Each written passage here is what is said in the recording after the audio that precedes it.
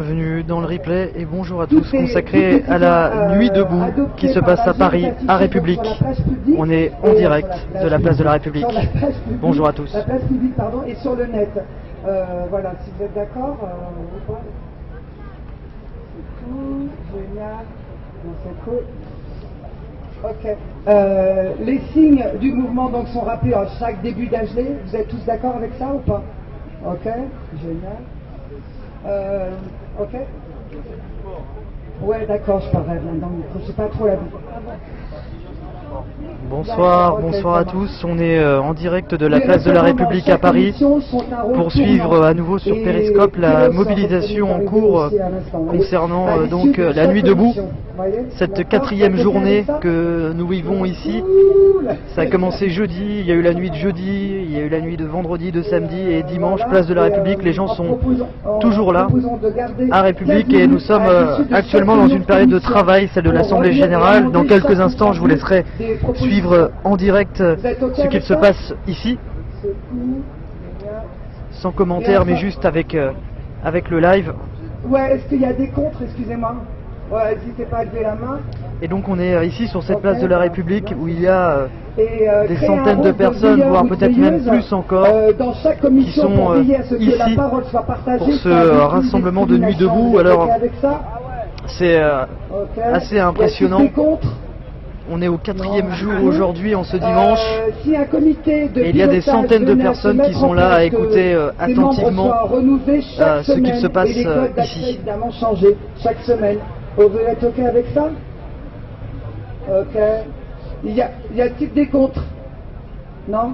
C'est marche, c'est génial. Et surtout, un court texte. Alors, pardonnez-moi, vous voulez que je répète? Ok. On va essayer de tomber sur une blonde, vous n'avez pas de chance, vraiment. Si, on se rigole, un peu. Ah, je m'auto-discrimine, je crois.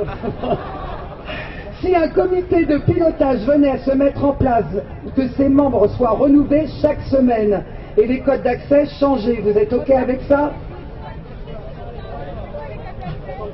Si ça venait arriver, on l'a pas mis en place. Le code d'accès des listes. Je vous entends pas, les gars. Est-ce que vous...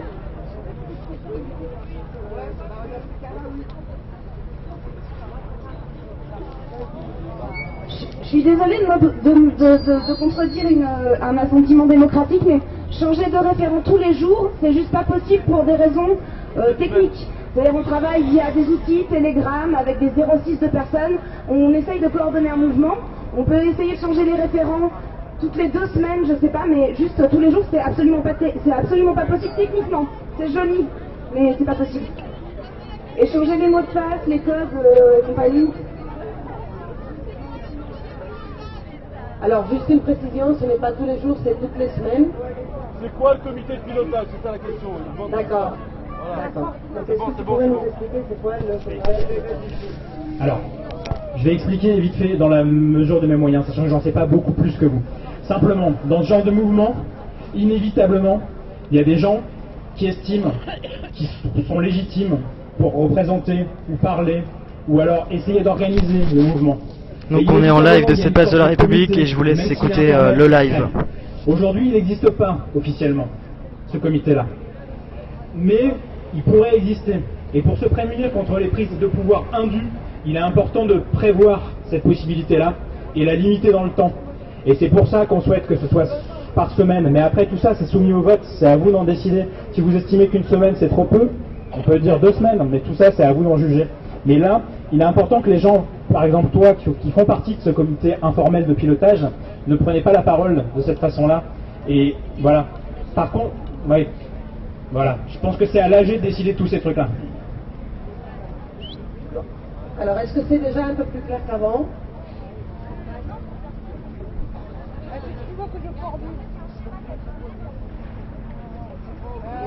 Bon, alors, Je vous explique rapidement. Le schéma qui a circulé, que vous avez dû voir aujourd'hui, le comité de pilotage, c'était marqué comité de pilotage informel. Le comité de pilotage informel, il vise à rassembler les référents par commission ou par sous-commission, référents qui sont amenés à bouger.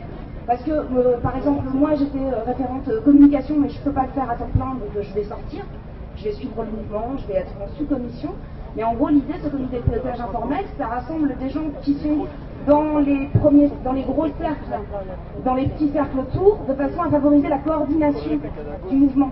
C'est ce qu'on appelle l'intercommission, de notre façon. Je pense que le comité de pilotage, ça a été mal nommé. Intercommission, c'est ça. Il y a des têtes qui tournent. C'est la volonté de ce mouvement. Voilà, c'est tout. Il y a un point technique, juste pour les larcènes. Et donc, vous voyez ici, il y a des centaines de personnes qui sont assises et qui écoutent très attentivement cette assemblée générale qui a commencé aux alentours de 18h ici sur cette place de la République. Il y a aussi beaucoup de curieux, de gens qui sont debout. Et c'est assez impressionnant, il y a vraiment beaucoup de monde aujourd'hui. On est quand même au 4e jour aujourd'hui et voir autant de monde qui sont encore là, c'est assez fort. Et donc là, c'est encore une phase de travail. Enfin, en fait, c'est le travail qui est mis en avant de toutes ces commissions qui est là mise en commun par les différents intervenants qui prennent la parole tour à tour. Et les grandes décisions sont prises par des votes à main levée qui en général font l'unanimité. Donc voilà. Et donc vous voyez, donc on est au cœur de cette place de la République. Un truc. En fait, le comité, pas de pilotage de coordination, il a existé à partir depuis les assemblées qu'on avait fait pour organiser le 31.